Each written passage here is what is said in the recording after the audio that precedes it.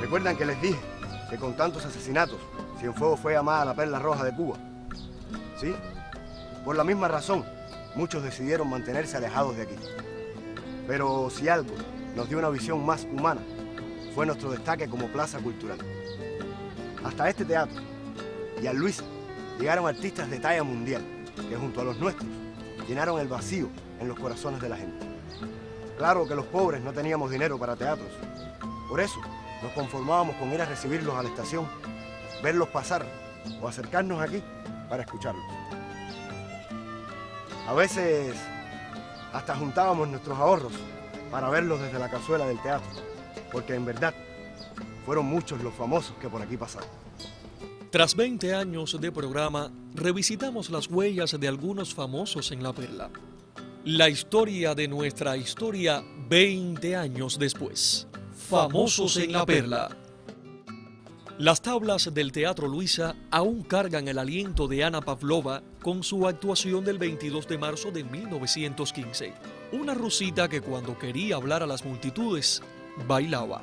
Y aunque la empresa de Luisa contrató su compañía para una única función, aquella mañana nadie la espera en la estación, dado que el tren se adelantó un cuarto de hora y para colmo caía un palo de lluvia primaveral.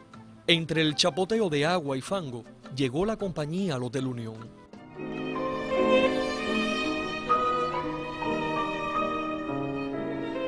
El temporal que descompuso el día y la noche cienfueguera del martes 22 de marzo de 1915 no impidió el éxito de la única función. Por eso decidieron presentarse la noche siguiente con la coreografía mística El Despertador de Flora como atracción principal. Más, cerca de las 2 de la tarde, el taquillero telefonió al hotel informando la venta de una sola papeleta. De inmediato decidieron suspender la segunda función.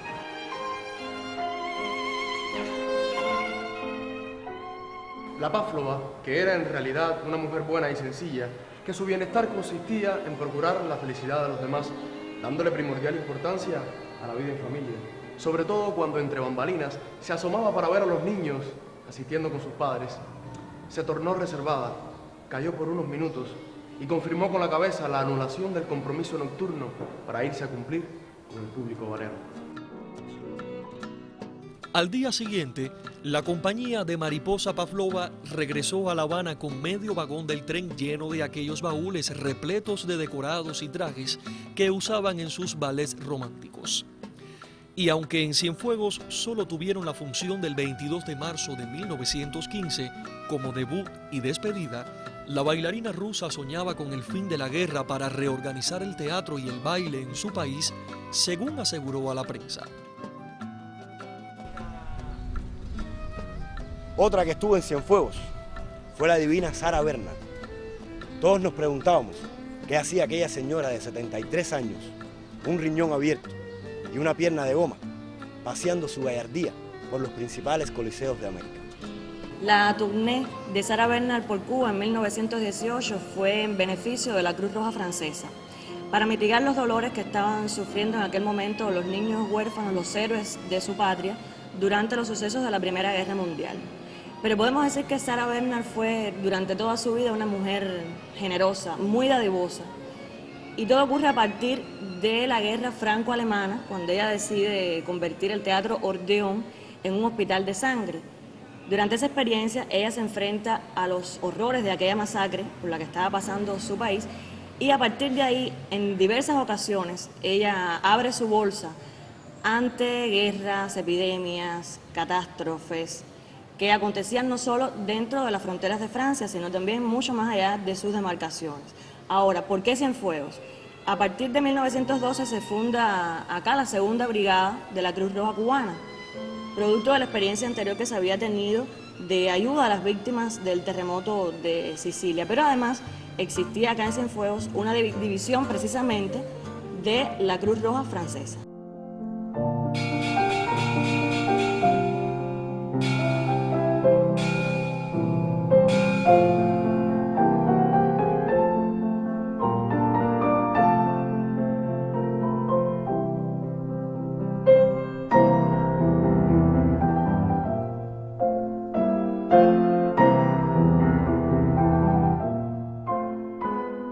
Momentos antes de la actuación, la orquesta de Sara Bernard interpretó la Marsellesa y seguidamente el himno de Bayamo. La concurrencia enardecida aplaudió estruendosamente hasta descubrir en proscenio a Hilarión Cabrizas, quien leyó unos versos del poeta Alfonso Camín en homenaje a Francia, Cuba y España. Al poco subió el telón.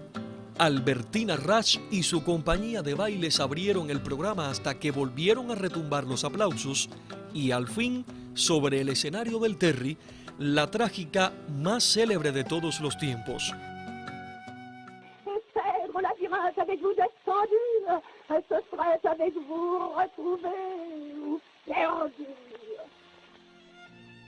La prensa local describe a Sara por aquellos días en dos roles protagónicos muy diferentes, pero a la vez cargados de los más diversos matices actorales.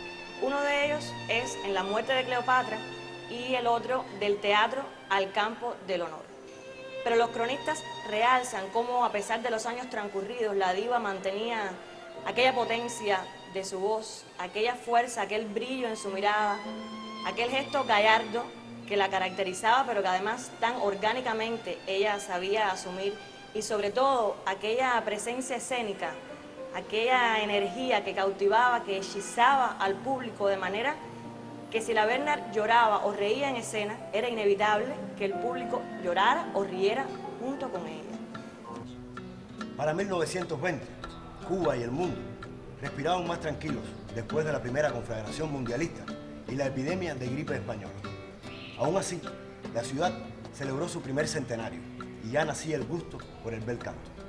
Por eso, no fue casual la presencia de Enrique Caruso el 19 de junio de 1920 aquí, en este teatro. En esa época, solo el palacio de José Ferrer era la única residencia a la altura del comendador, sobre todo muy ventilado para el calor ardiente de aquel junio. Aquí pasó Caruso su única noche cienfueguera tras cantar en el teatro la ópera Aida. En el primer acto de Aida, que se desarrolla en un palacio real de Memphis, el sumo sacerdote le informa a Radamés que los etíopes están invadiendo Egipto y que la diosa Isis determinará entonces quién será el que representará a los ejércitos egipcios. Entonces Radamés sueña con ser el elegido y así regresar victorioso a encontrarse con Aida, que es la esclava etíope a quien él ama y a quien canta entonces Celeste Aida. Esclava etíope que resulta ser la princesa etíope. ¿Qué problema para Radamés? Y además eso de ser el elegido para llevar la guerra a cabo. Él viene victorioso con un conflicto. Ama a Aida, la princesa, y él es egipcio, él es un príncipe egipcio. Y con un amor por Aida, vaya, insuperable, él la compara con lo más cercano al sol. Él quiere llevarle al trono lo más cercano al sol. Cuando él está hablando de Aida, es cuando empieza esta área de Celeste Aida, mucho antes, en el recitativo, él habla de todos estos sueños que él tiene, de ser un gran jefe de los egipcios. De hecho lo era, lo logra hacer. Pero está el conflicto de su amor por Aida. Entonces cuando él empieza a cantar esta área, que canta toda la parte esa del sueño, pero cuando piensa en Aida,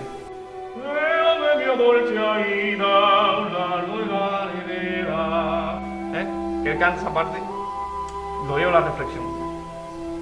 ¿Qué quiero en realidad? Bueno, quiero Aida y voy a luchar por Aida. Entonces cuando empieza a cantar Celeste Aida, sigue. Celeste Aida, forma divina. La compara con algo divino en este fragmento. Y está al final cuando él la quiere, ese trono vicino al sol, un trono encima, cercano al sol. Es cuando él dice, un trono vicino al sol.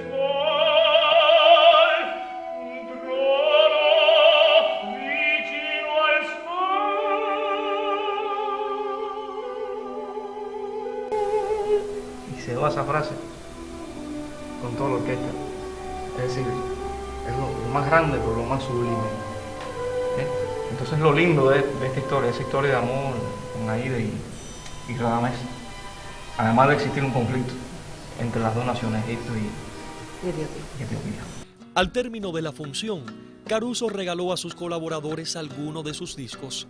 Hoy para nadie es un secreto que al ser el tenor más aclamado y mejor remunerado de su tiempo, tuvo la dicha de grabar discos y con ellos dejarnos su voz casi perfecta y su potencia soberbia.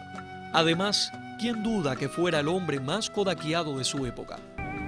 Al siguiente día acompañé a Caruso hasta el poblado de Palmira para ver en el Cabildo del Cristo a Nicolás Sevilla, un hombre con grandes conocimientos de botánica y algo más, que le preparó un remedio para sus dolencias y le suplicó que dejara la fuma. Animoso, volvió Caruso a La Habana para su función última, pero un año después de su actuación en el Terry, llegó la noticia de su muerte. Desde entonces, prefiero imaginarlo así, vivo con su potente voz, rompiéndole las copas a mi abuela, tras su debut en el Terry, la noche del 19 de junio de 1920. Años después, siguieron llegando famosos, como Jacinto Benavente, que tuvo su debut cubano, aquí, en la escena del Terry, el 20 de diciembre de 1922. Con la llegada de artistas cubanos y de las compañías, también venían noticias de medio mundo. Ya se hablaba de lucha obrera y derechos del proletariado. De eso les cuento después.